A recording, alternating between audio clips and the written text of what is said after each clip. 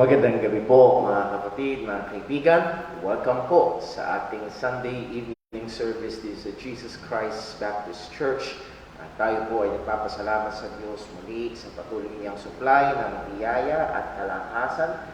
Kaninang umaga ay natakot ako at ako ay lubusang mawawala ang aking boses, pero salamat sa Diyos sa kanyang patuloy na kabutihan. Dako tayo sa ating mga announcements bago tayo magsimula sa ating formal na gawain ng pagsamba. Ang ating mga gawain, Lord willing, next week ay tuloy-tuloy. Yung ating time in the Word, Wednesday 6 p.m., Friday 6 p.m., and then yung ating gawain po sa Sunday. And let us be continually in prayer. Kung ano ang loobin ng Panginoon, kung ang ating probinsya ng Bulacan ay malalagay na sa MGCQ, Modified General Quarantine, at under MGCQ ho ay allowed ang 50% ng capacity, that is roughly around 30-40 people dito po sa ating bahay-sambahan. Nevertheless, nandun pa rin yung mga guidelines ng gobyerno na dapat po nating sundin. Kaninang umaga nga ho, nabanggit ko na merong isang church sa San Jose del Monte. Ayun yung balitang nakarating sa akin, ay hindi nila ginawa yung mga guidelines. Pwede naman, sana, yung kahit 10 tao, pero dahil hindi nila ginawa, hindi pinagmamask ang mga tao, walang foot bath, walang physical distancing, kinailangan isara mismo ng barangay pa-cancel yung kanilang gawain. So, Lord willing, sa biyaya ng Panginoon, we will obey and do more para ingatan po yung ating mga kapatiran at nawa bigyan tayo patuloy ng wisdom ng Panginoon sa mga bagay po niya. Also, pray po natin ang ating mga kapatirang may karamdaman, si Brother Dave Paule. I know he is watching right now. Pray po natin ang gamot na kailangan niya, yung botox sa kanyang leeg dahil sa kanyang dystonia, ay hindi makapag-import dahil ho sa kalagayan ngayon. So, pag-pray mo natin at kung ano po ang kalooban ng Panginoon, kung hindi man masupply yung gamot, ay sa ibang kapatid kasi gumawa ng himala sa kanyang katawan ngayon. At again, ay kung ano ang kalooban ng Diyos. And then also, Sister Jinjin, come July 1, ay magka-chemotherapy again. And sad to say, tinago daw ng doktor yung mga gamot niya at kailangan niya maghagilap ngayon doon sa mga ahensya ng gobyerno. And sa ngayon, ang sabi niya sa akin ay kulang ng 4. So, kung gusto yung maging blessing mo kay Sister Jinjin para matuloy-tuloy yung kanyang chemo, please do communicate with me, or dumiretso ko kayo makipag-communicate sa kanya kung paano magandang tulong ang magagawa po natin. Pag-pray po, yun ang pinakamahalaga. Pag-pray po natin siya at ang kanyang buong pamilya. So yun po ang ating mga announcements. And I hope tayong mga mananampalataya, kahit nasa mga bahay-bahay, kagaya ng ating pag-aaral ng umaga, we are the temple of God and we are the priests of God. We believe in the priesthood of all believers according to the Word of God, and therefore we can offer up acceptable sacrifices to God. At kabilang po dyan ay ang pagpaalay ng ating mga papupunan sa Kanya. Kami man ay mga nasa bahay o kami man ay nandito sa church, nawa ialay natin ang seryoso, ang pusong pagsamba sa ating Panginoon. And with that, to help us prepare, dadako po tayo sandali ng katahimikan, to pray, to ask God na saliksikin tayo, i-reveal kung anong mga kasalanan, kapabayaan, o maaaring mga pagkakamali na hindi natin pansin. Nawa ay ipakita sa atin ng Panginoon at ito'y pagsisihan at hindi maging hadlang sa ating pagsamba sa Kanya. Tayo po ay manalangin.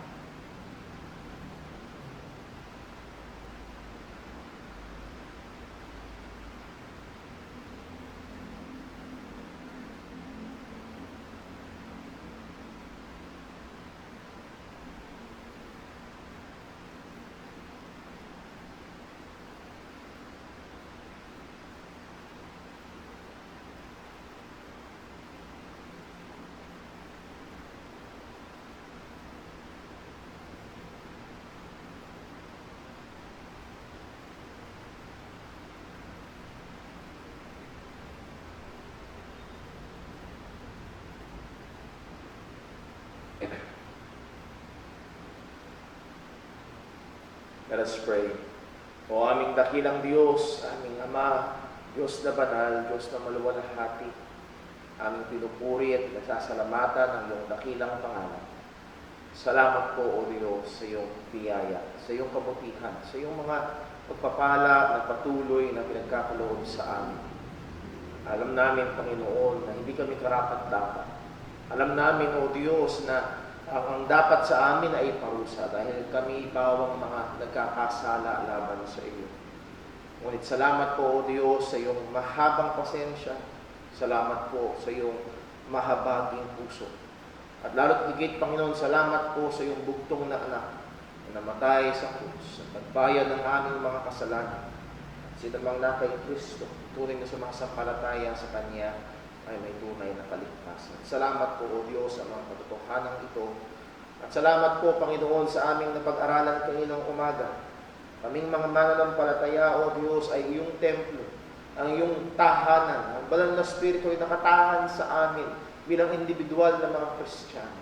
Ang banal na Espiritu ay nasa amin, sa aming pagpupulong-pulong bilang isang lokal na iglesia. At nawa, Panginoon, ay bilang mga saserdote, bilang mga mananampalataya ay makapag-alay kami sa iyo ngayon ng mga hain na katanggap-tanggap. Hain na karapat-dapat sa iyo.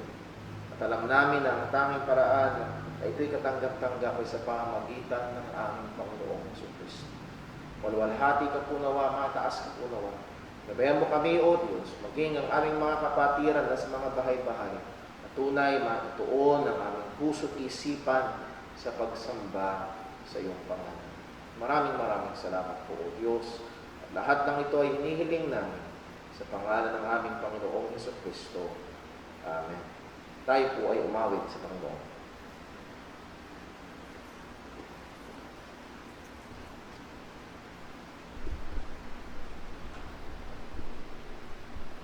Tayo po ay umawit sa Panginoon.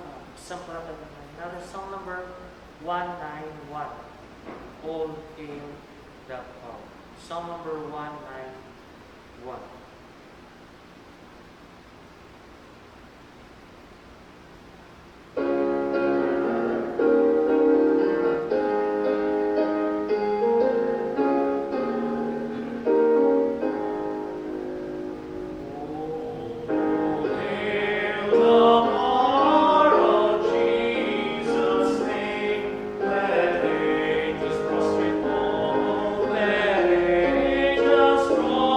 Great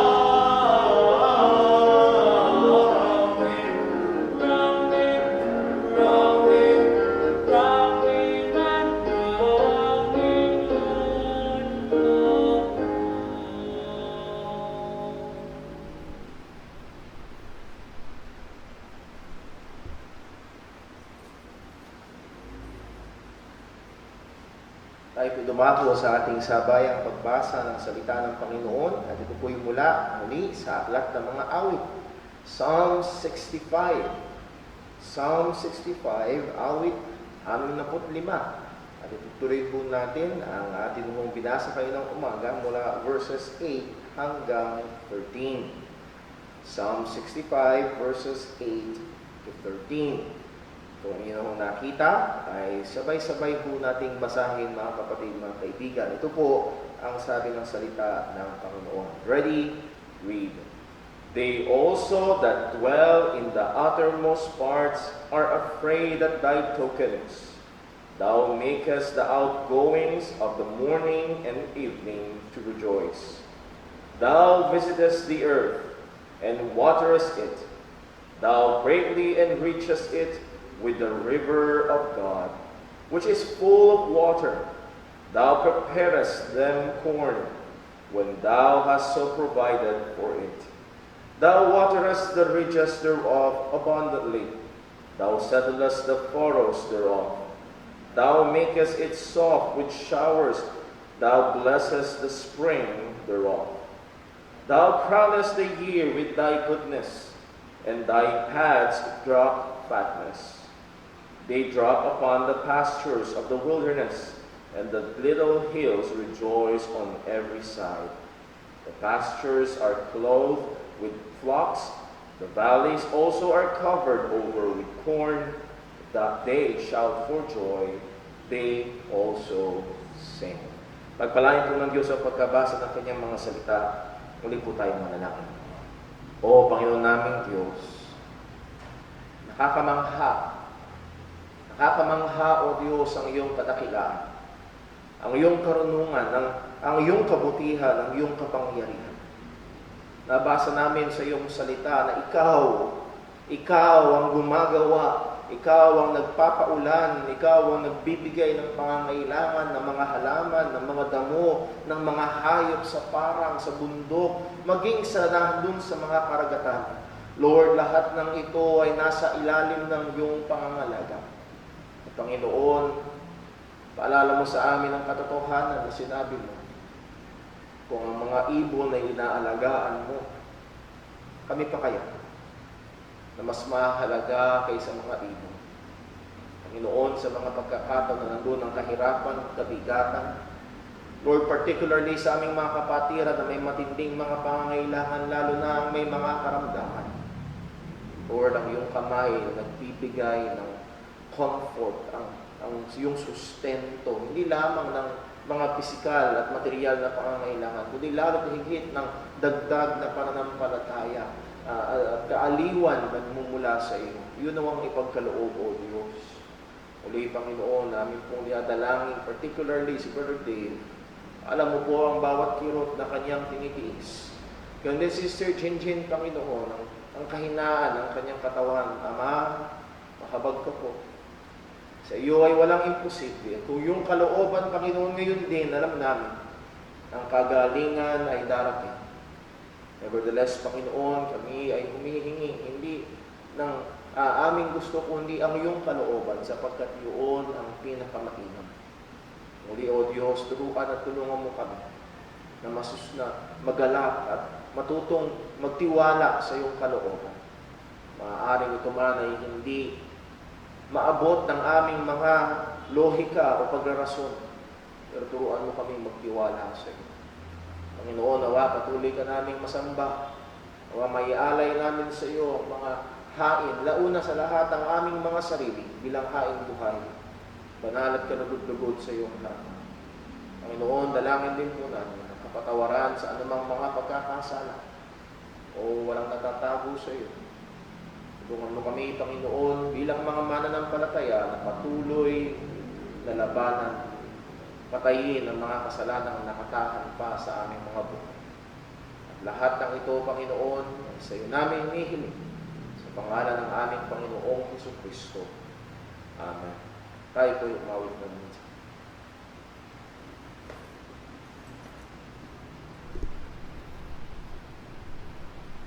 Tayo po rin umawit. Isang po natin yung song number 250. Song number 250. Blessed be the name. Song number 250.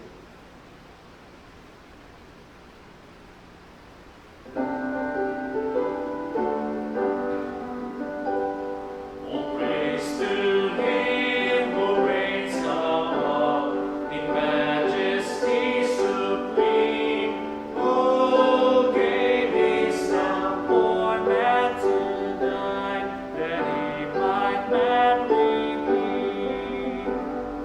Blessed be the name, blessed be the name, blessed be the name of the Lord.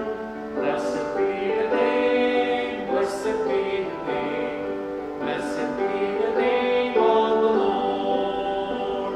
His name above all names shall stand, exalted more and more. At God the Father's own right hand, where angels hosts adore. Blessed be the name, blessed be the name, blessed be the name of the Lord. Blessed be the name, blessed be the name, blessed be the name of the Lord. Redeemer, Savior, friend of man, was ruined by the fall. Thou hast given salvation's plan, for thou hast died for all. Blessed be the name, blessed be the name, blessed be the name of the Lord. Blessed be the name, blessed be the name, blessed be the name of the Lord. His name shall be the Counselor, the mighty Prince of Peace.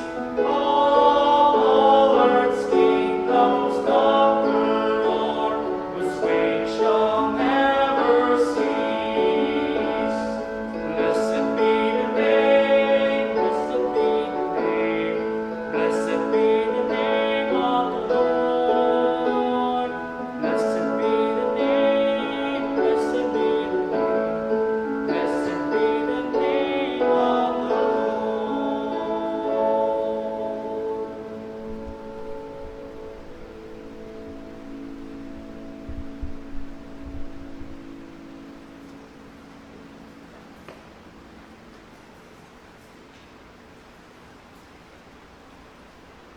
Purihin po ang pangalan ng Panginoon. At isa po yan sa sarap na awiting awit ng pananampalataya. Blessed be the name of the Lord.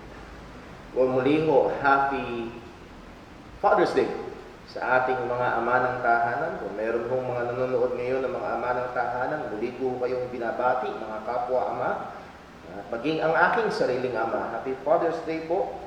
And also, yun pong mga hindi expecting mothers, hindi to be fathers. Pero tayo mga kapatiran na naghihintay na maging mga ama ng tahanan, si Brother Jesnel, in a few months, ay manganganak ang kanyang misis. Pag-pray natin, si siya ay may trangkaso, kaya hindi siya nakasama kahapon sa Men's Fellowship, online fellowship. And then also, si Brother RJ Sausa na nasa Amerika, pag-pray natin, I believe ay ika-7th month na, mag-8 months ng pregnant, si Sister Rain Sausa, at dahil sa pandemic and so on, yung plano nilang originally na makakauwi si Brother RJ ay hindi matutuloy. So pag-pray natin ang pag-iingat at kalooban ng Panginoon sa kanila, at nawa ay maging encouragement din po tayo sa kanila. So tayo dumako ho sa pag-aaral ng salita ng Panginoon. Kahagaya ho nung nasabi natin kaninang umaga at kanina lang ay kahapon ay nagkaroon ng online men's fellowship. Ang mga kalalakihan at kasama namin ang tatlong mga kabataang lalaki at umikot ang karamihan ng pag-aaral tungkol sa pagiging ama. At walang ibang pinakadakilang halimbawa ng pagiging ama. Well, actually, hindi lang dakilang halimbawa ng pagiging ama. Siya ang perpektong halimbawa ng pagiging ama, walang iba kung hindi ang ating Ama sa langit. At ating binigyang pansin ang ilang mga lugar na kung saan ang Diyos ay magandang ehemplo ng bawat ama ng tahanan na kailangan nating sundan.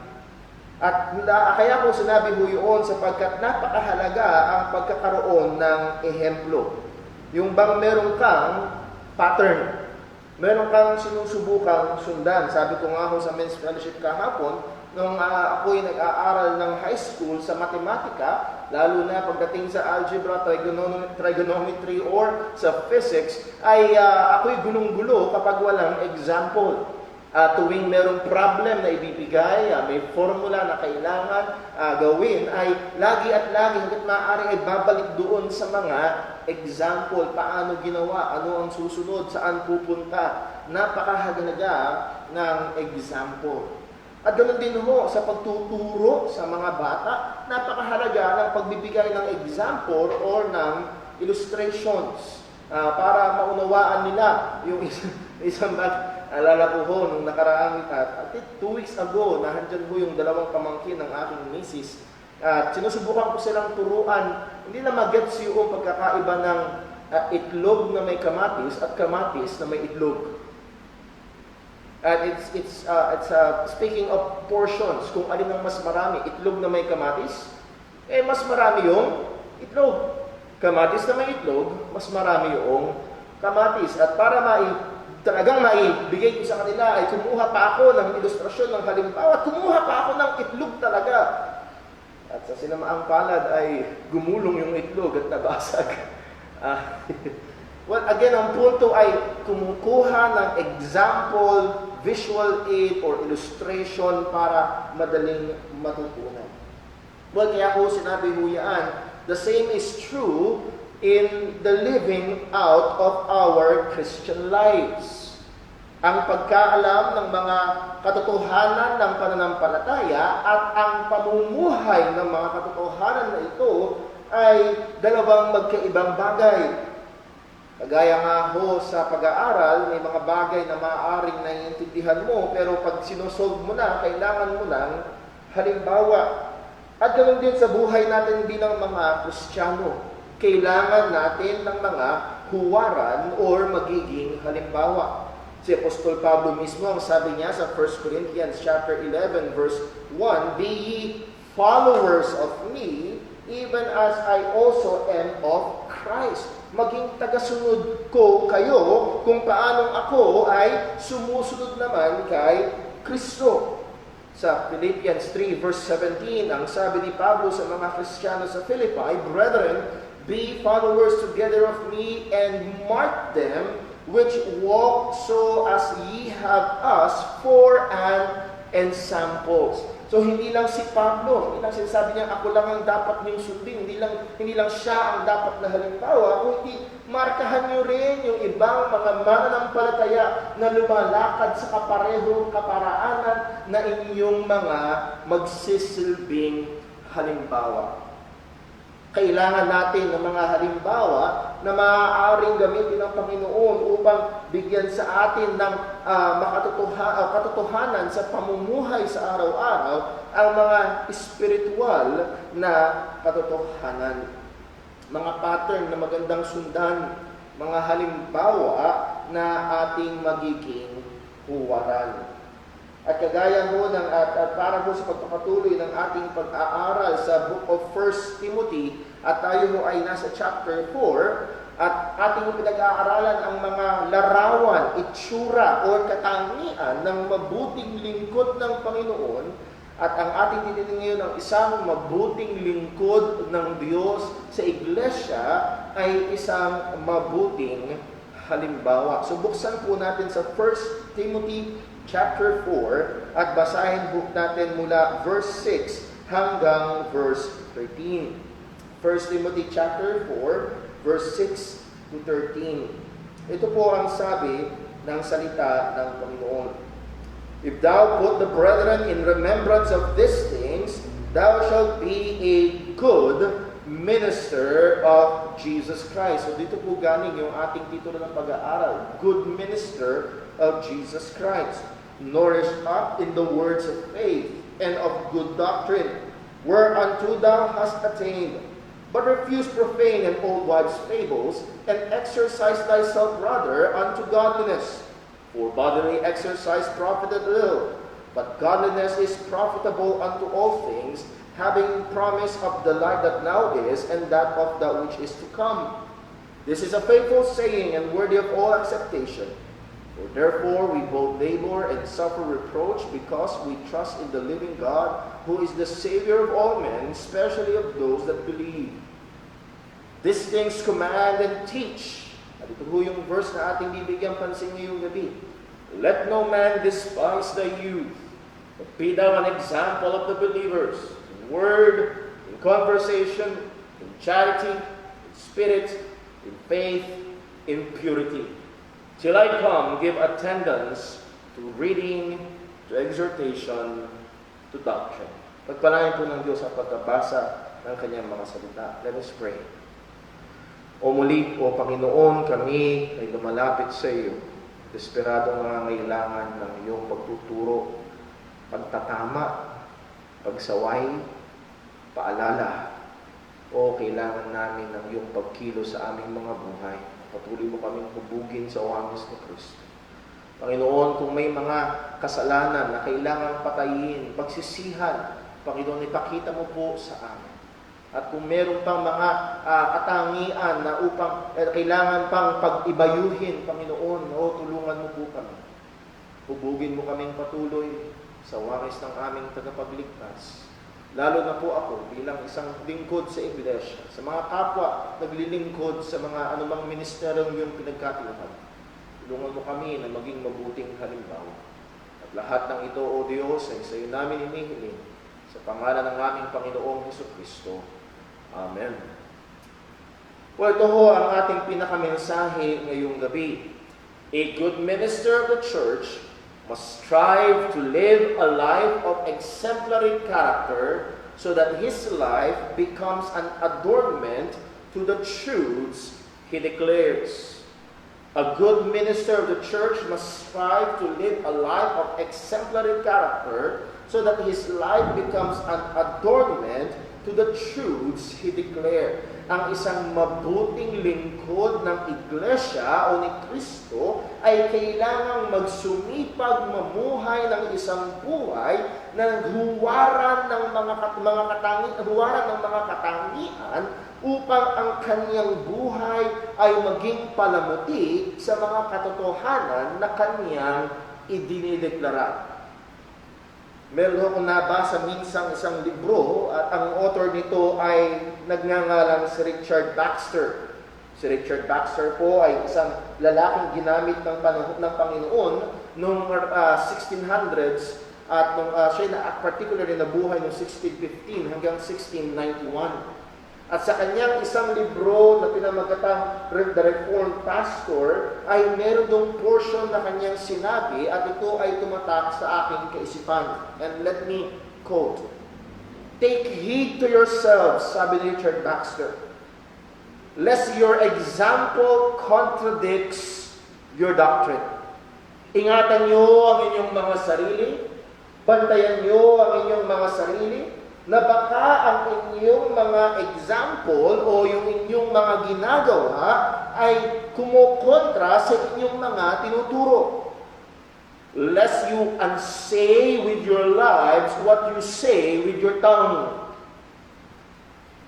and be the greatest hinderers of the success of your own labors. At ito'y kinakausap niya ang mga kapwa niya pastor, na dahil sa pamumuhay, na dahil sa ginagawa, ay sila mismo ang pinakadakilang hadlang sa kanilang pagpapagal sa ministeryo para sa Panginoon. Sabi niya, one proud, surly, ang ibig sabihin ng surly or surly ay rude. One proud, rude, lordly word, one needless contention, one covetous action may cut the throat of many a sermon. Isang maling salita, isang hindi nabantayan na salita, Isang hindi nabantayan na gawa ay maaaring lumaslas sa lalamunan ng taong-taong pangangaral. O kailangan maging mapagbantay ng isang mangangaral kung paano siya nabubuhay. Hindi lamang ho sa mangangaral, kundi ang bawat mananampalataya, pero lalo na ang mga naglilingkod sa Iglesia ng Panginoon, lalo na ang mga tinawag ng Panginoon sa pangangaral ng Kanyang salita, ay kailangan mamuhay ng isang buhay ng magiging mabuting halimbawa. At dito sa sulat na ito ni Pablo kay Timothy, ating nabasa na ina-urge ni Pablo si Timothy at sinasabi niya na isa ito sa mga mabuting karakter ng isang mahusay na lingkod ni Kristo sa Iglesia. And this is in contrast dun sa mga masasamang naglilingkod sa Iglesia. Ito ay kontra doon sa mga false teachers na tuturo ng false teachings. At anong ginagawa nila? Puntahan lang natin sa chapter 6 sandali. 1 Timothy chapter 6.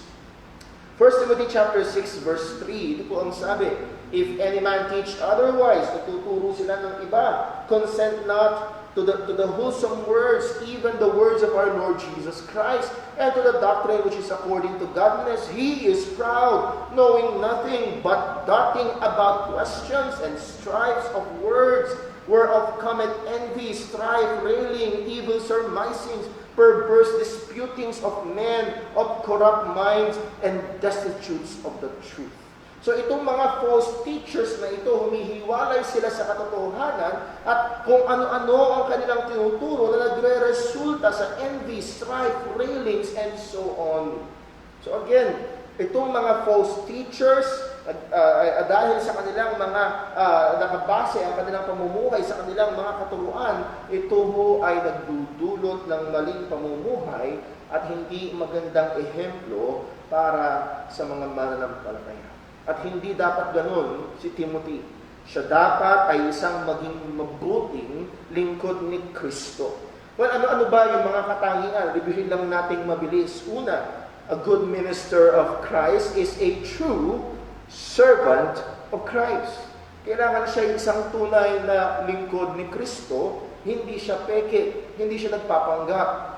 Number 2, a good minister alerts his people of error. Kanyang binibigyang babala ang kanyang mga tao na pinaglilingkuran, pinagpapasturan na sa mga error na umaali-aligid sa paligid. A good minister of Christ, number 3, must be continually trained in the Word. And let me stress that word, continually. Tuloy-tuloy siyang nagte-train, tuloy-tuloy siyang lumalalim, tuloy-tuloy siyang nag-aaral ng salita ng Panginoon. Number 4, a good minister avoids the influence of bad teachings.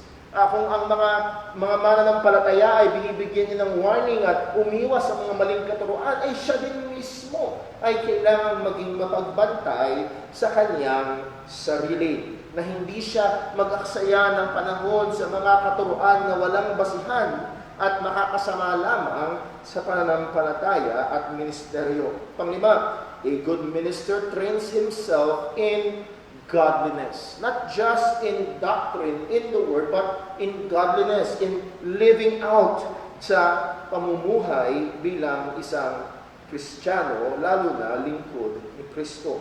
And then number 6, a good minister is a hard worker. Yung nabasa natin kanina, they labor and strive, sabi ho ni Apostol Pablo, and trusting in the living God. So a good minister is a hard worker. Kung ayaw mo ng mahirap na trabaho, huwag ka sa ministry. Akala ko siguro ng iba, ang pagpapastor ay tatayo ka lang sa likuran ng pulpito 1 oras, 2 oras kada linggo. O hindi ho yun lang ang trabaho ng pagpapastor.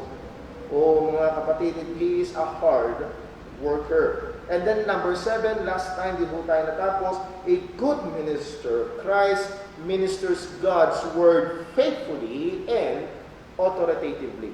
Reviewin lang natin ng konti yung last point na yun. A good minister of Christ ministers God's word faithfully and authoritatively. And that is from verse 11. Anong sabi ni Pablo? These things command, and teach. At kinuha ho natin yung sinabi natin faithfully doon sa sinabi ni Pablo, these things, not other things.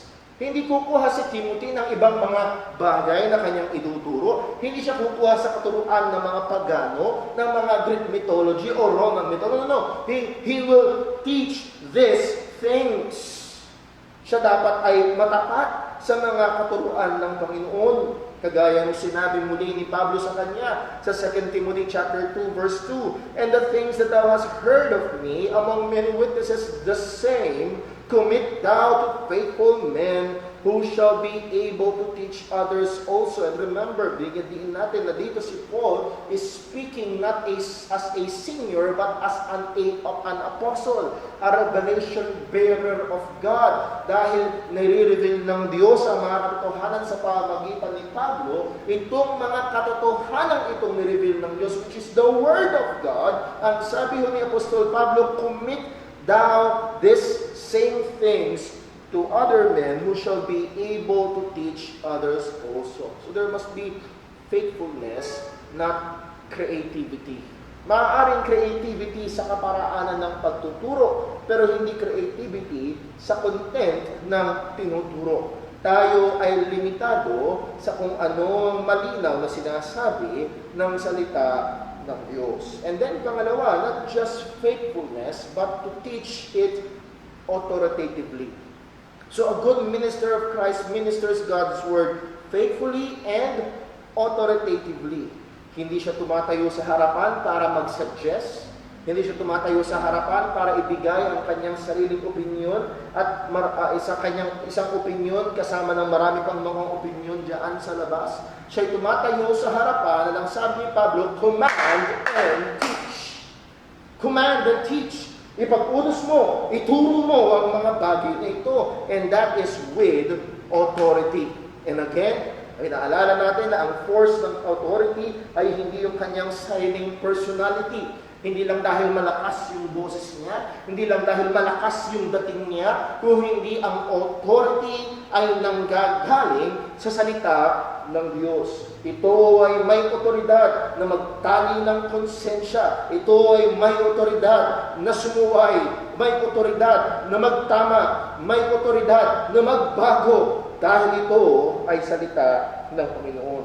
These things command and teach.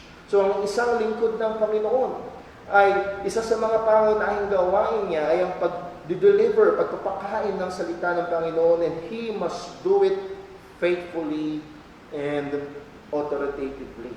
Sabi ni paalala ko ni Pedro sa 1 Peter 5 verse 3, not being or neither as being lords over God's heritage, but being ensamples to the flock. So hindi ho ang pastor, hindi ho lords. That is, hindi bossing ang pastor sa loob ng church. Hindi yun ang kalagayan. Siya lingkod at siya ay naglilingkod sa mga mananampalataya. Una ay sa Diyos sa pamamagitan ng paglilingkod sa mga mananampalataya, primarily sa pagpapakain o pagtuturo ng salita ng Panginoon. At dinagdag ni Pedro, but being ensamples to the flock. So makikita ho natin, Paul and Peter, binibigyang diin ang pagiging huwaran, ang pagiging example. At doon papasok yung sa ating binasa sa chapter 4 verse 12 ng 1 Timothy, let no man despise the youth, but be thou an example of the believers in word, in conversation, in charity, in spirit, in faith, in purity. So this is our 8th point. A good minister must be a good example. A good minister must be a good example. For sure, kung tayo ho ay matagal ng Kristiyano, lalo na kung nakakasama sa mga youth camp, ay higit sa malamang nakapakinig na tayo ng pangangaral mula sa talatang ito. Isa ito sa mga gasgas na mga talata na laging ipinapaalala, lalo na sa mga kabataan. But I hope the familiarity of the words will not block the truths na ating mapapakinggan o dapat nating pakinggan ngayong gabi ito. Let me remind you some of the things na nasabi natin last Sunday. Ang sabi ni Pablo kay Timothy, let no man despise thy youth. Bakit ho? Dahil si Timothy sa Ephesus under ng Roman Empire at ang gumaganang kultura noon ay ang Greek culture. At sa Greek culture, kapag ang isang tao ay below 40 years old, siya tinuturing na bata. Siya tinuturing hindi batang musmos, kundi siya tinuturing na inexperience. Wala pa siyang karanasan. Therefore, ang kanyang salita ay magaang. Magsalita man siya ay hindi masyadong pinakikinggan dahil tinuturing siyang inexperience, tinuturing siyang unlearned, tinuturing siyang isang kabataan. Kaya ang sabi at paalala ho ni Pablo kay Timothy, let no man despise the youth. Ang kulturang ginagalawan ni Timothy at ang kulturang kinalalagyan ng Church at Ephesus ay kultura na kung saan hinahamak ang boses ng mga kabataan. And that is again 40 below. At anong dapat gawin ni Timothy? Huwag niyang hayaan na hamakin ang kanyang pangangaral dahil sa kanyang edad. Again, hindi ito dahil sa ego ni Timothy. Hindi sinasabi ni Pablo kay Timothy, Timothy, huwag mong hayaang baliwalain ka nila. Dapat i-impress mo sila. Dapat itulak mo ang iyong sarili sa kanila. Dapat ikaw ang sikat. Hindi yun ang sinasabi ni Pablo kay Timothy. Bakit hindi dapat baliwalain? Sapagkat ang daladala ni Timothy ay ang katotohanan ng Panginoon. Ano dapat ang gawin? Dapat ba ibahayin ni Timothy ang mga miyembro ng church at sabihin, kalangin niyo ako? I-demand ang mga bagay na ito? Ang sabi ni Pablo sa kanya, no, let no man despise the youth. And what should Timothy do? But be thou an example of the believers. Timothy, kung ang kulturang kinalalagyan mo ay binabaliwala ang salita ng nakababata, well, paano ko kontrahin ito? Kontrahin mo ito hindi sa mas malakas na pagsasalita, kung hindi sa paraan ng iyong pamumuhay. Ang pamumuhay na magsisilbing mabuting halimbawa. Again, let me quote John MacArthur in commenting in this verse. Sabi niya, setting an example of godly living that others can follow is the sine qua non of excellence in ministry. Sine qua non, ibig sabihin, ay vital or needed ingredient. Hindi pwedeng wala sa isang excelenteng ministeryo ang pagiging makadiyos na halimbawa ng isang pastor. When a manifest pattern of godliness is missing, the power is drained out of preaching, leaving it hollow, empty shell. Kung ang buhay ay nagpapakita ng tuloy-tuloy na pamumuhay ng hindi pagiging makadiyos, anumang lakas at husay ng pangangaral, ito ay magsisilbing parang ingay lamang at walang laman. So ang bagong tipan ay malinaw na nagtuturo sa atin ang mahalaga ang pagkakaroon ng mabuting halimbawa. At ganoon din, mahalaga ang pagsunod sa mabuting halimbawa ng iba. Balikan natin sa Hebrews 13, o tingnan natin I should say. Hebrews chapter 13 and verse number 7. Hebrews chapter 13, verse 7. Ano po ang sabi? Remember them which have the rule over you. And that is the leadership in the church, particularly the pastor, who have spoken unto you the word of God, and take note, whose faith follow. Hindi sinasabi yung kanilang pananampalataya ay sumusunod sa kanila, kung hindi, sundan niyo ang kanilang pananampalataya. Hindi lamang yung doktrin ng kanilang daladala, kung hindi yung ibinuhay nilang kanilang pananampalataya, considering the end of their conversation. And that word conversation in Old English, their lifestyle. I-consider nyo yung kanilang pamumuhay. Consider nyo kung ano ang naging resulta ng kanilang makadiyos na pamumuhay. Follow their faith. Follow their example. Yun ang tinuturo ng salita ng Panginoon. So it is very good to follow example. Therefore, the people of God must look for examples. At kung meron silang titignan, kagaya ho nung sinabi ng writer ng Hebrews, ang dapat isa sa mga nangunguna ay ang mga naglilingkod o nagtuturo ng salita ng Panginoon. Now, make no mistake, hindi lamang ang mga pastor ang dapat tumayo na maging mabuting halimbawa. Ang bawat Kristiyano ay dapat tumayo bilang mabuting huwaran, ngunit dapat pinangungunahan ng mga naglilingkod sa iglesia. So tingnan natin muli ho ang verse number 12. Let no man despise the youth, but be thou an example of the believers. At si Apostol Pablo ay nagbigay ng 6 na area, 6 na lugar na kailangan siguraduhin ni Timothy na siya ay maging mabuting halimbawa. Una, he must be an example in word. Dapat siya ay maging example sa pananalita. Word meaning speech. The way we talk, converse, or communicate with others. Napakahalaga ng pananalita. At ang sabi ng ating Panginoong Kristo, sa pamamagitan ng mga lumalabas sa bibig ng isang tao, makikita mo o malalaman mo kung ano ang laman ng kanyang puso. Kung ang laging lumalabas sa bibig ng isang tao ay mga bastos na bagay, ano ang laman ng kanyang puso? Kung ang lumalabas sa bibig ng tao ay puro joke, puro magagaang na bagay, ano ang laman ng kanyang puso? Kung ang lumalabas sa bibig ng tao ay puro galit, puro sama ng loob, ano ang laman ng kanyang puso?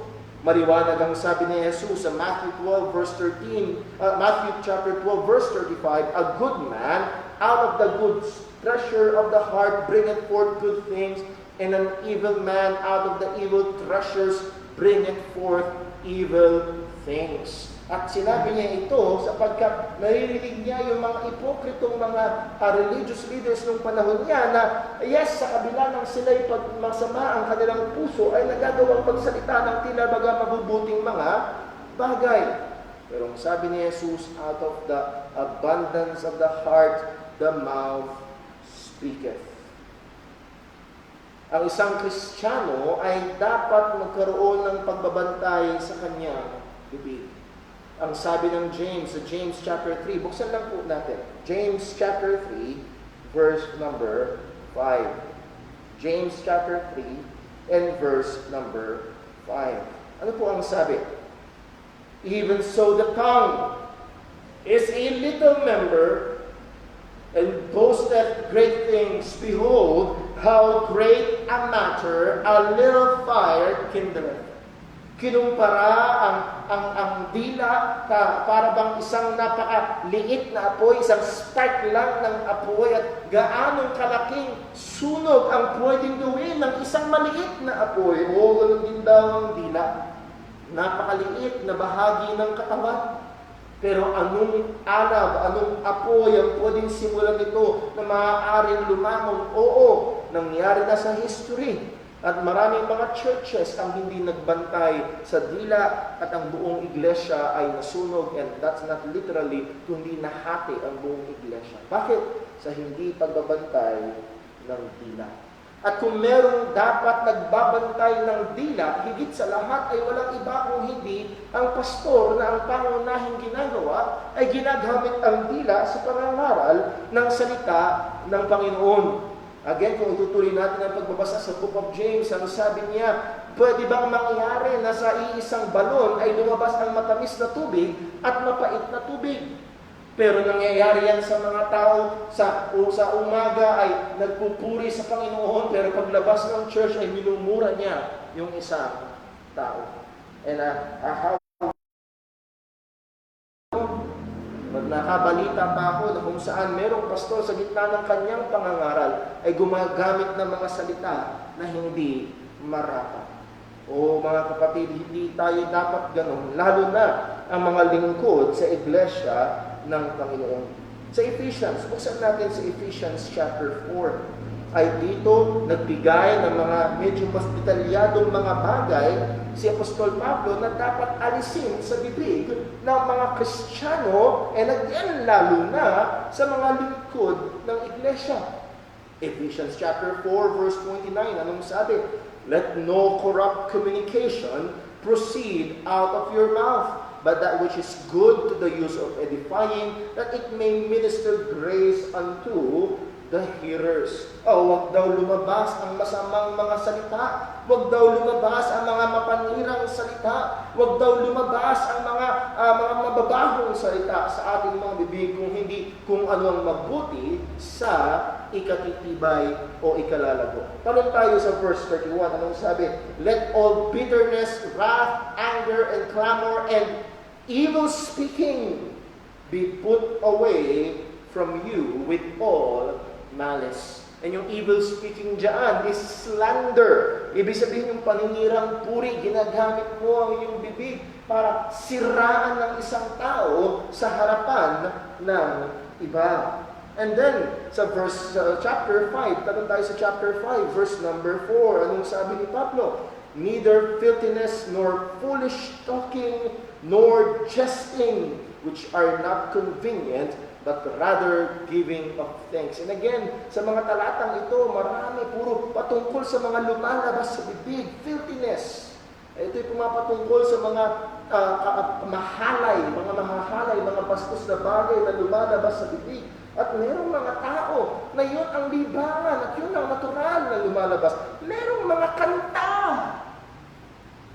May mga kantang lumalabas na yun na puro kabastusan, puro kahalayan, at doon nagbababad ang maraming kabataan.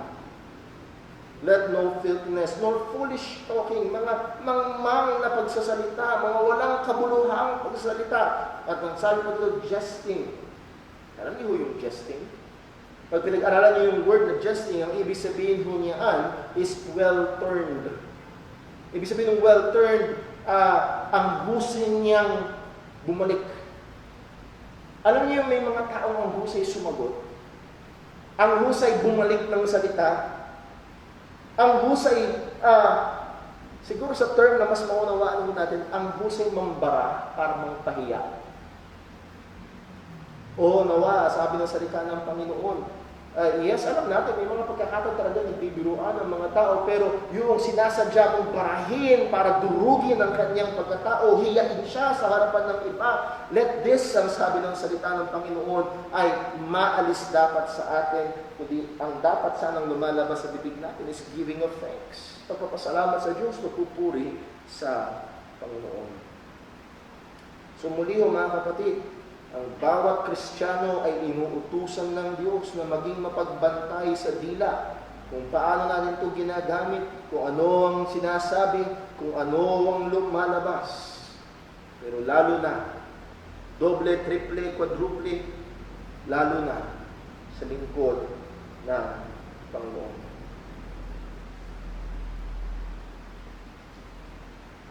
Pangalawa, hindi lamang ho in word, Timothy must be an example also in conversation. Ako po yung brother Paul, parang pareho, word, salita, conversation, pakikipag-usap. No. Ang conversation dito sa King James is an Old English. Ang ibig sabihin, anastrope, ibig sabihin is behavior, conduct, or lifestyle, paraan ng pamumuhay. This concerns our attitude or how we act, or how we interact with others, or how we live out our lives. So makikita ho natin na ang concern ng Panginoon ay hindi lang sa lumalabas sa ating bibig, if I may use the symbol, kundi yung mga ginagawa din ng ating kamay. Kung ano ang ginagawa natin sa ating buhay, lalo na sa ating pakikitungo sa ibang tao. With much of the culture today trying to mold the lives of the youth or the lives of people na palayo at palayo sa salita ng Panginoon, ang isang manggagawa ng Diyos at ang kanyang buhay ay kailangang magtumayo bilang ehemplo na maaari lang makita ang pagkakaiba. Nakuha niyo ho yung sinabi natin ngayon mga kapatid? Pag tumingin tayo sa labas, pag pinanood natin sa social media, pag tinignan natin ang mga sikat ngayon, ang mundong ito, hinuhubog ang buhay ng mga tao, hindi palapit kung hindi palayo sa standard ng salita ng Diyos. Well, saan titingin ang mga Kristiyano at kung hahanap sila ng isang buhay na maaaring maging huwaran o pattern nila na hindi na kontra sa ginagawa ng sanlibutang palayo sa salita ng Panginoon. Well, sana pag tumingin sila sa pulpito, makita nila hindi lamang ang mahusay na pagsasalita ng mga ngaral, kundi ang mahusay na buhay na kanilang magiging ehemplo. So our manner of life should be congruent to the gospel. Ang ating paraan ng pamumuhay ay dapat sang-ayon sa ebanghelyo na ating sinasampalatayanan. With that word, sabi ni Pablo sa Philippians 1 verse 27, and only let your conversation what? Be as it becometh the gospel of Christ. Hayaan daw natin yung ating pamumuhay na maging karapat-dapat sa ebanghelyo ng ating Panginoong Jesucristo. Yun dapat ang maging basihan. Ito ang isa sa mga safe na guidelines. Kung sa ating pamumuhay, isang magandang tanong ay, lalapat ba ito sa ebanghelyo ng ating Panginoong Jesucristo? Karapat-dapat ba ito? Magiging palamuti ba ito? O ito ay magsisilbing kadustahan kung ito ay nasa buhay ko? Not just ang ating buhay ay lapat sa ebanghelyo, ang ating paraan ng pamumuhay ay dapat markado ng kabanalan. Again, ang sabi ni Peter sa 1 Peter 1 verse 15, but as he which hath called you is holy, be ye what? Holy in all manner of conversation. Again, conversation is lifestyle, ang paraan ng pamumuhay. At dapat daw tayo ay una, namumuhay ng karapat-dapat sa ebanghelyo. Pangalawa, namumuhay ng may katahanan. So ang buhay ng pastor ay dapat halimbawa ng bagay na ito. Nawa, pag tinignan ang buhay ng isang manggagawa, ay makita ang isang buhay na karapat-dapat, hindi kahiya-hiya sa ebanghelyo. Nawa, pag tinignan ang buhay ay kakitaan ng kabanalan, hindi kasalanan. And not just only worthy of the gospel, not just with holiness, but also with honesty. Ang sabi ni Pedro, babalik mo tayo sa 1 Peter chapter 2 verse 12, having your conversation what? Honest among the Gentiles, that whereas they speak evil against you as evildoers, they may be by your good works, which they shall behold, glorify God in the day of visitation. Having your conversation what? Honest among the Gentiles. Ibig sabihin, wala silang maipupula. Matuwid ka sa iyong pakikitungo sa kapwa. Hindi ka isang manluloko. Hindi ka isang manggagancho. Hindi ka isang nanglalamang sa ibang mga tao. O lalo na ho, kung ikaw ang nilagay na manggagawa ng Panginoon sa iglesia. Ang sabi ho ni Pablo sa mga mananampalatayang slaves nung sulat niya kay Titus, sa Titus chapter 2. Sa po natin. Sa Titus chapter 2 verse 9. Ano po ang sabi? Exhort servants to be obedient unto their own masters, and to please them well in all things, not answering again. Sabihan mo, Titus, ang mga Kristiyanong slaves, na sila'y maging masunurin sa kanilang mga master, na bigyang lugod ang mga master nila, at huwag sila maging palasagot. Not purloining, but showing all good fidelity. Hindi yung tatamad-tamad, o hindi nagpapakita ng katapatan. Bakit daw ho? Bakit nila kailangan gawin yun? That they may adorn the doctrine of God our Savior in all things. Sapagkat daladala natin ang katotohanan ng Panginoon, sapagkat daladala natin ang pangalan ng Panginoon, at kung tayo ay mamumuhay sa isang paraan na hindi mararapat, ay kaysa mabigyan natin ng palamuti, ay mabibigyan natin ng kadustahan, or mababahiran natin ng putik ang katotohanan na ating sinasabing ating pinaniniwalaan. So ang isang Kristiyano, pero lalo't higit, ang isang lingkod ng Panginoon sa iglesia ay kailangang maging halimbawa sa kanyang paraan ng pamumuhay. Pangatlo, not just in conversation, but also in charity. In charity. Now, alam ko, pag narinig natin yung charity sa panahon ngayon, ang dating niyan ay sweepstakes. Charity is para bang kawang gawa. Well, ang charity is Old English for love. So, ang sabi ni Pablo kay Timothy, kailangan maging halimbawa ka sa iyong mga salita, maging halimbawa ka sa iyong paraan ng pamumuhay, at maging halimbawa ka, Timothy, sa pagmamahal. Well, again, hindi ito pumapatungkol sa romantic kind of love. Hindi ito pumapatungkol sa self-serving love na usong-uso at makikita natin sa sanlibutan na ang desire ay masatisfy ang sarili. No, this is a self-sacrificing love. Kagaya nung sinabi ng Panginoon sa mga asawang lalaki, husbands, what? Love your wives, even as Christ loved the church and what? Gave Himself for it. It is a self-sacrificing love. Timothy, bilang manggagawa sa iglesia, kung ikaw ay magiging mabuting manggagawa sa iglesia, you must be an example of a self-sacrificing love. First of all, love for God. Pagmamahal sa Diyos. Pagmamahal kay Kristo. Yung buhay na relasyon, yung buhay na pakikitungo sa Panginoon. 1 John 4:19 ang sabi, we love Him because He first loved us. Please take note, we love Him. Not just we love the things that He can give. Not just we desire the blessings that He can give or the healing that we want. Oh, maraming mga tao gusto ang mga blessing ng Panginoon. Gusto ang mga magagawa ng Diyos, pero hindi nila gusto ang Diyos.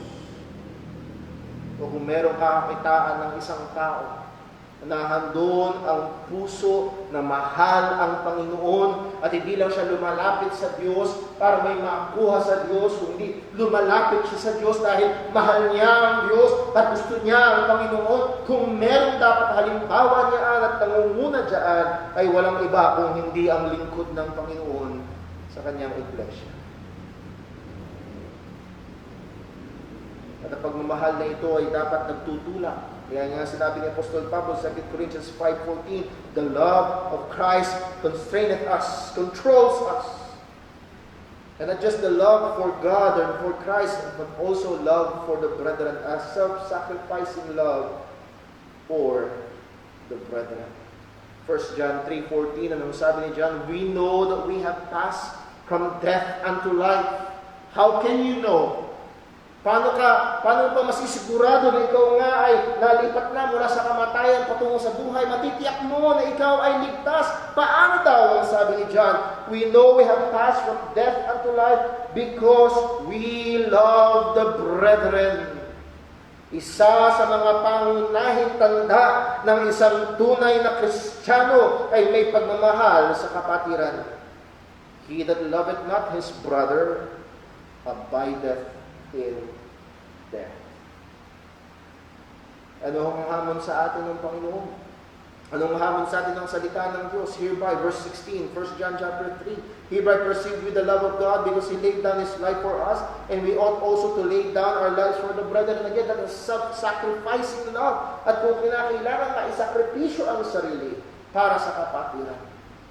Hindi mo kailangan hintayin na ikaw ay mamartir para sa kapatiran.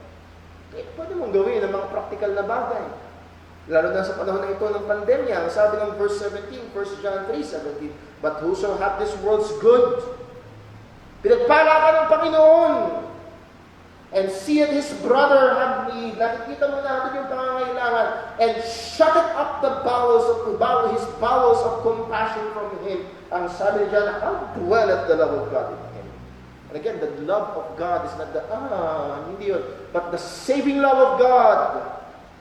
Sabi ni John, Sa iyo ang sa iyo pagpapala, sa kinalikati, wala ka ng mga material na bagay ng Panginoon at nakita mo ang iyong kapatid na nangangailangan. Nakita mo, pero anong sabi? Sinara mo at patuloy mong sinasara ang iyong compassion sa Kanya. Paano mo sasabihin ligtas ka? O ang hamon sa atin na ito, my little children, let us not love in word, neither in tongue, but in deed and in truth. At kung merong magiging example nito, una sa lahat, dapat nangunguna ay walang iba kundi ang lingkod ng Panginoon sa iglesia. In charity. Pang-apat, kailangan kong bilisan. In spirit. In spirit. And this spirit is small s, not pertaining to the Holy Spirit, but it is pertaining to the attitude. Kagaya ho nung sinabi sa Galatians chapter 6 verse 1, Brethren, if a man be overtaken in a fault, ye which are spiritual, restore such one in the spirit of meekness, with the attitude of meekness, considering thyself, lest also thou be tempted.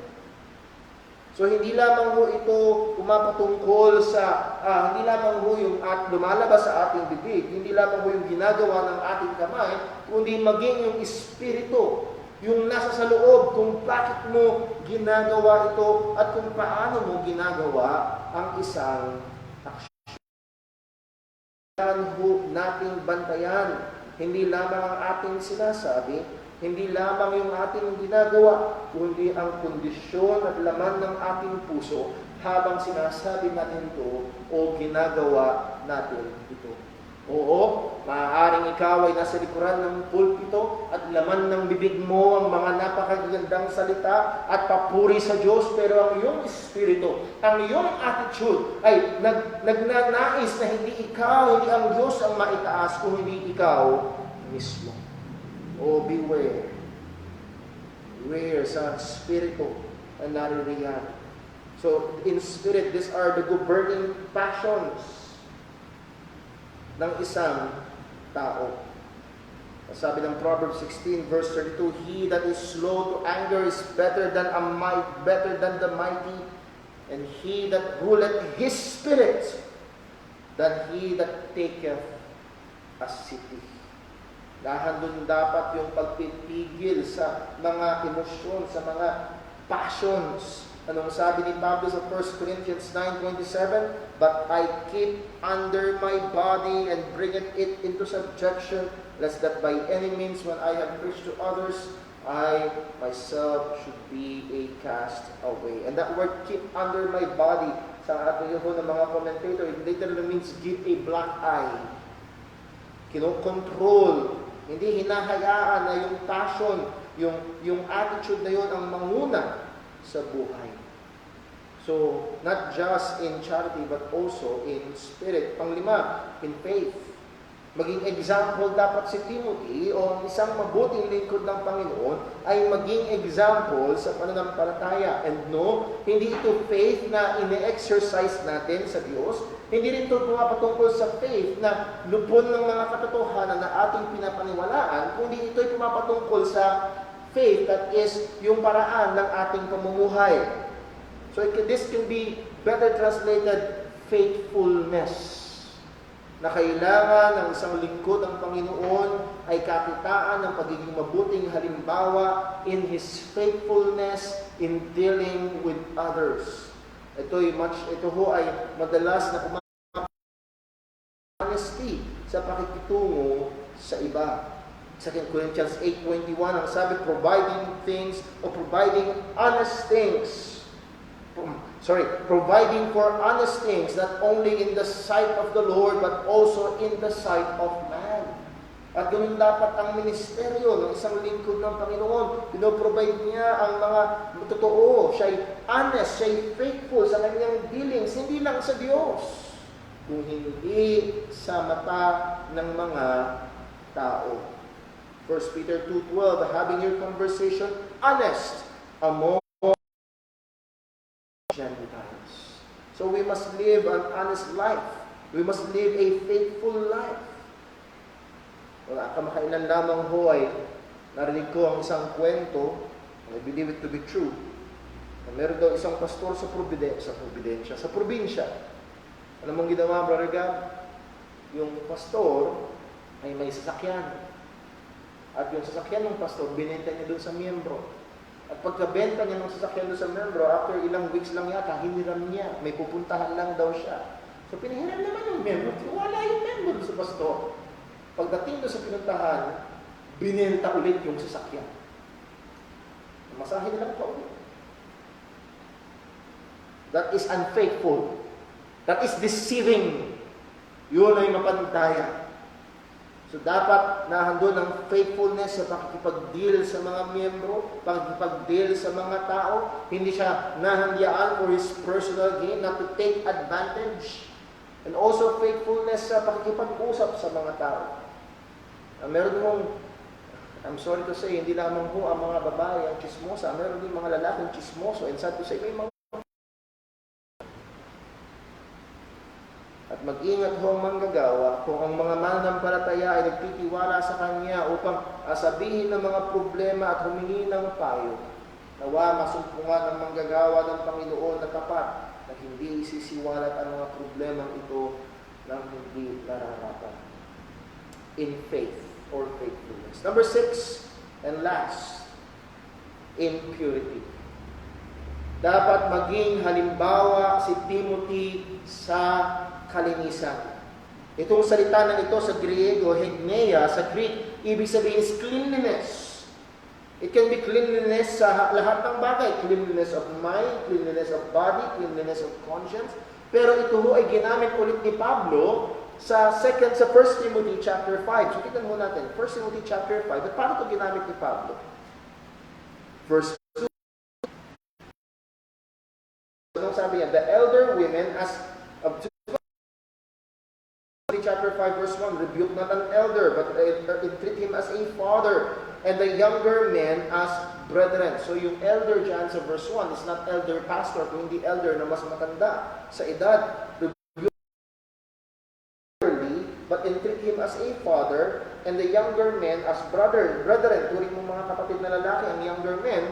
Verse 2, the elder women as mothers, the younger as sisters. Anong dinuktong ni Pablo?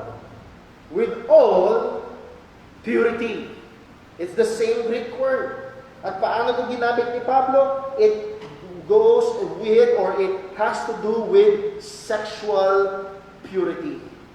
At si Timothy ay dapat maging huwaran ng mga mananampalataya doon sa iglesia sa Ephesus pagdating sa kalinisan ng sexual na pamumuhay.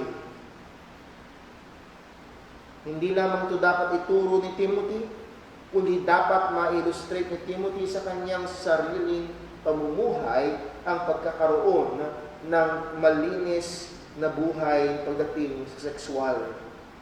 Una, ay wala siyang pinagbabawal na relasyon sa ibang mga babae. Kung siya ay may asawa, ang sabi ng Biblia, he must be a husband of not many wives, but one wife. He is a one-woman man. He is faithful to his wife if he has a wife. Hindi siya isang taong naglalaro ng mga pinagbabawal na apoy o naglalaro ng apoy sa kanyang sinapupunan, sabi ng Proverbs. Hindi siya isang taong mahalay. Hindi siya isang taong nagbababad sa pornografiya. Hindi siya isang taong nagbababad sa mga bastos na panoorin, bastos na babasahin, o mga larawan. He must be an example of purity.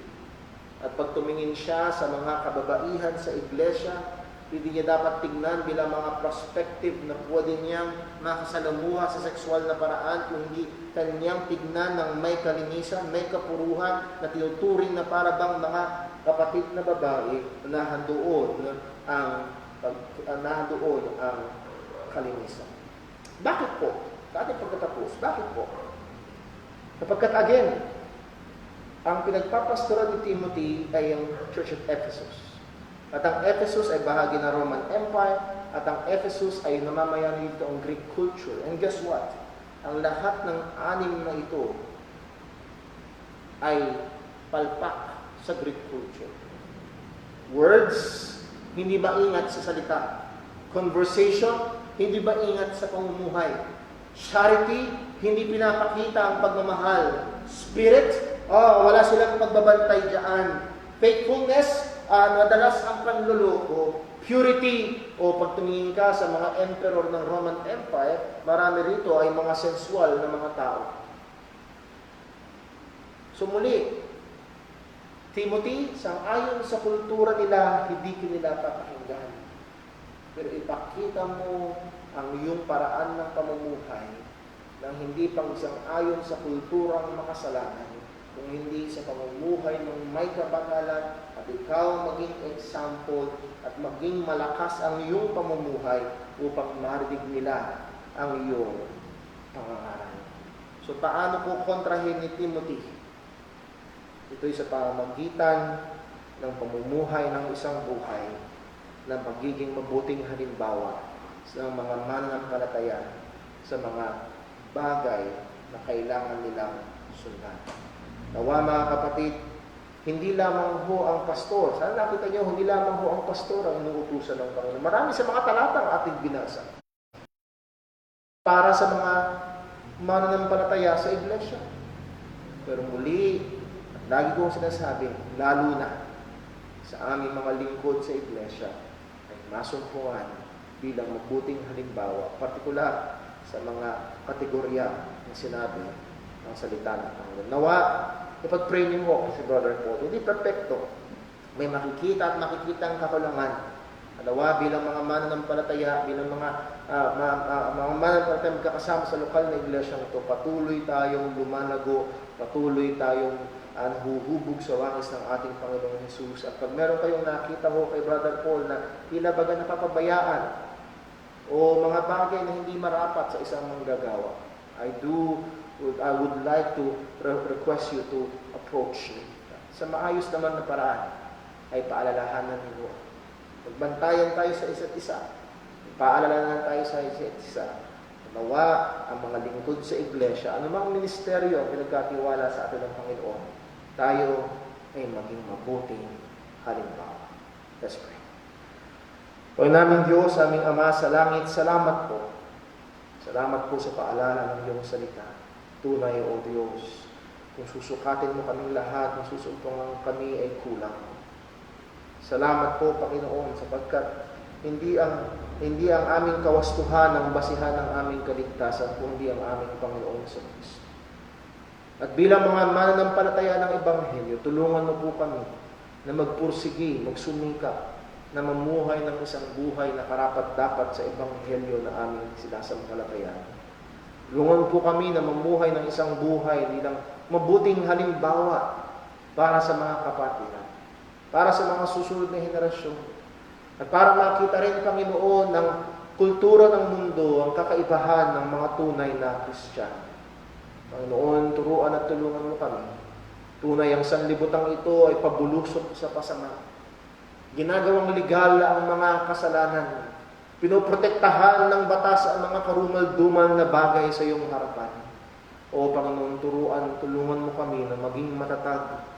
Nawa, O Diyos, sa iyong pagbabalik ay masumpungan mo ang bawat mananampalataya. Ang iglesyang ito na patuloy na nagtatapat at naglilingkod sa iyo. Maraming salamat. Salamat sa iyong paalala. Salamat sa iyong salita. Nawa, ito'y patuloy mong gamitin sa ikalalago namin sa pananampalataya. Dalangin namin sa pangalan ng aming Panginoong Jesucristo. Amen. Umalit po tayo lahat.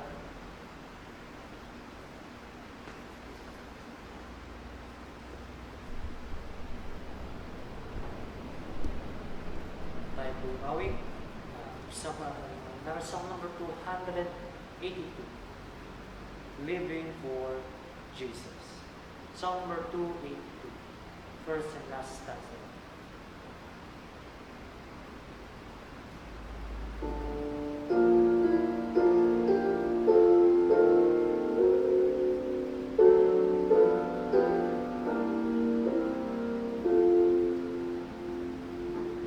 Living for Jesus, a life that is true, striving to please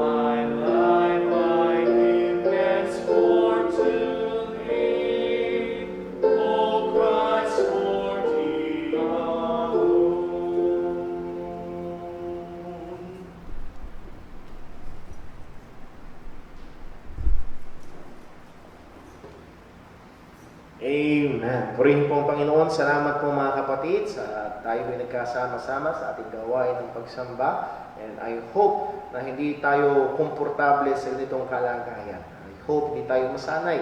And hindi ito ang bagong normal sa atin. Ang ating pa rin after ay yung sinabi ng salita ng Diyos na tayo ay sama-sama at maglingkuran sa isa't isa. Pag-pray natin ang dahan-dahang pagbalik sa ganung kalagayan. Pag-pray natin na ma-develop na agad ang gamot or vaccine dahil apektado maging ang pag-aaral po ng mga kabataan. Muli ho, sa mga kapwa ko ama ng tahanan, Happy Father's Day. Purihin ng Panginoon sa mga tatay at nawa, hindi lamang ang mga pastor, kung hindi ang pangunahing halimbawa ng mga anak ay walang iba kung hindi ang mga ama sa tahanan. Makita nawa ang pagtatapat sa Diyos, pagmamahal sa Diyos sa buhay natin bilang mga tatay. Also, I would like to remind us, Wednesday, 6 p.m. and Friday, 6 p.m. meron tayong time in the Word, and then yung gawain po natin sa Sunday. Pag-pray po natin ang bawat isa, pray natin ang ating bayan, ang ating presidente, ang mga health workers, po ito yung ilapit sa Panginoon at lalo't higit ang mga hindi pa manampalataya. Let me encourage you mga kapatid na kung may pagkakataon kayo to host a watch party doon po sa ating gawain kayo ng umaga, also ngayong gabi, maging ang ating mga time in the Word para po ang ating mga friends sa Facebook ang pagkakataon na mapanood yung ating pong mga gawain. At nawa, gamitin ito ng Panginoon upang sila ay abutin lalo na ng Ebanghelyo ng Kaligtasan. I miss you all. I love you all. May God bless you all. Ingat po tayo.